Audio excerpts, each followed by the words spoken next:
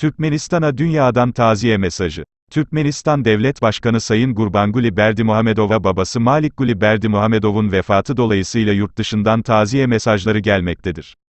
Türkmen basınında yer alan habere göre, Türkiye Cumhurbaşkanı Recep Tayyip Erdoğan başta olmak üzere Rusya Devlet Başkanı Vladimir Putin, Özbekistan Devlet Başkanı Şavkat Mirziyoyev, Kazakistan Devlet Başkanı Kasım-Komart Tokayev, Kazakistan 1. Devlet Başkanı Nursultan Nazarbayev, Azerbaycan Cumhurbaşkanı İlham Aliyev, Birleşik Arap Emirlikleri Başkanı Halifa bin Zeyd Al Nahyan, Afganistan Cumhurbaşkanı Muhammad Eşref Gani, Gürcistan Cumhurbaşkanı Salım Zurabishvili, Kırgızistan Cumhurbaşkanı Sadır Kaparov.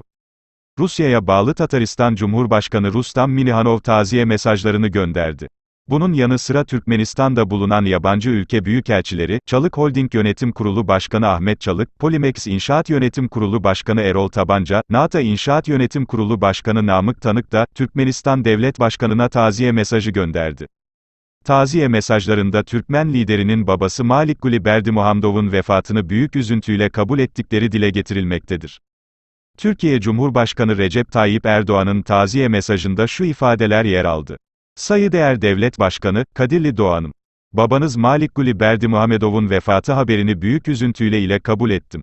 Merhuma Allah'tan rahmet, sizin aile üyelerinizi sağlık ve sabır diliyorum. Rusya Devlet Başkanı Vladimir Putin de mesajında, Türkmen liderin babası Malikguly Berdimuhamedov'un vefatı haberinden büyük bir üzüntüyü duyduğunu kaydederek, böylesine sevilen birinin ölümü ağır, telafisi mümkün olmayan bir kayıp olduğunu belirtti. Putin ayrıca, Türkmen lider ve yakınlarına bu zor zamanda güçlü olmasını dilediğini kaydetti.